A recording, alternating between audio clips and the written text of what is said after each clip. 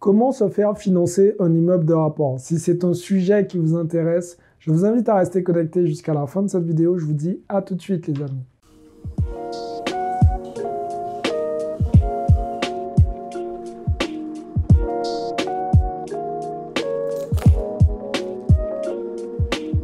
Salut à tous, je suis Xavier Préteric, je suis l'auteur du livre Cave et Parking. Je suis aussi l'auteur du livre Devenir libre financièrement grâce aux immeubles de rapport. Et aujourd'hui, nous allons nous concentrer sur comment se faire financer un immeuble de rapport. Avant de rentrer dans le vif du sujet, les amis, je vous invite à cliquer tout simplement dans la description pour pouvoir obtenir votre bilan personnalisé. Vous avez un petit formulaire à compléter, c'est pas long, ça prend à peine 5 minutes. Je suis même pas sûr que ça prenne 5 minutes même. Vous le complétez, par la suite, je vois où vous avez des lacunes et je vous fais votre bilan personnalisé pour passer au niveau supérieur. Une fois de plus, parmi vous, il y a des gens qui ne sont pas encore abonnés, qui regardent les vidéos, qui prennent les conseils et qui s'en vont en courant comme des voleurs. Donc les amis, s'il vous plaît, abonnez-vous à la chaîne, activez la cloche pour être informé des prochaines vidéos que je vais sortir. Et maintenant, nous pouvons passer au sujet principal de cette vidéo. Alors pour se faire financer un immeuble de rapport, il n'y a rien de plus simple. C'est encore plus simple de se faire financer finalement un immeuble de rapport qu'une résidence principale. Pour la simple et bonne raison que si vous allez voir la bonne banque et le bon banquier, vous allez tout simplement présenter des chiffres. Et si ces chiffres sont positifs, il n'y a pas de raison pour que le banquier ne vous finance pas. Bien évidemment, il y a des choses à prendre en compte. Vous devez avoir une tenue de compte irréprochable, c'est-à-dire une bonne hygiène financière. Si vous êtes à découvert tous les mois, les amis, c'est compliqué. Le banquier ne va pas vous financer puisque, premièrement, il n'aura pas confiance en vous parce qu'il va se dire « mais cette personne n'arrive déjà pas à gérer son budget tous les mois. Est-ce qu'on va lui donner un immeuble à gérer en sachant qu'il y a des chiffres aussi, qu'il y a des coûts, il y a éventuellement des petits problèmes à gérer au quotidien. Est-ce qu'on va faire confiance à cette personne ?» Le banquier dira non.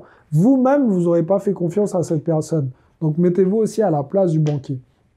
L'idée, c'est d'avoir un dossier le plus sain possible. Quand vous présentez votre dossier au banquier, il faut que le banquier lui-même, ça lui fasse rêver. Il faut qu'il ait vraiment dans sa tête envie de se dire « Putain, pourquoi moi, je ne suis pas tombé sur cette opportunité ?» C'est simple. Pensez aux promoteurs immobiliers.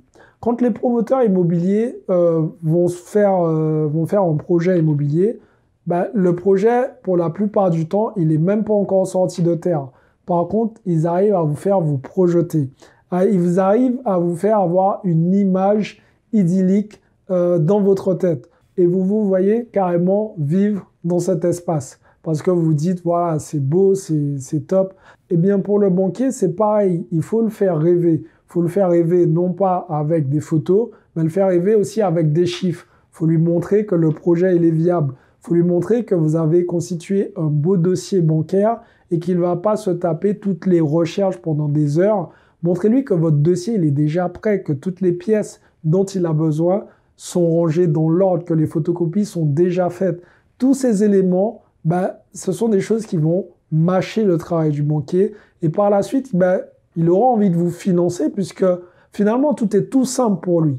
Il n'a qu'une chose à faire par la suite, c'est vérifier la cohérence des documents que vous lui avez donnés et vérifier aussi le projet. Mais comme vous êtes des personnes intelligentes et que vous êtes des investisseurs rentables, vous savez mettre l'accent sur les bons chiffres, vous savez mettre les couleurs au bon endroit et vous savez tout simplement vendre votre projet immobilier.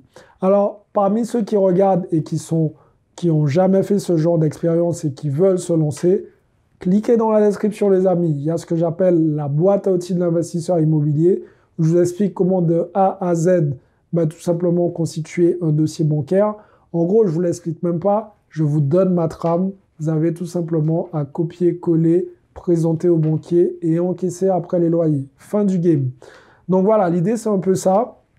Maintenant, si vous souhaitez aussi investir dans l'immobilier, particulièrement dans les immeubles de rapport, et que vous avez des petites lacunes, que vous voulez bien ficeler votre projet, cliquez aussi dans la description les amis.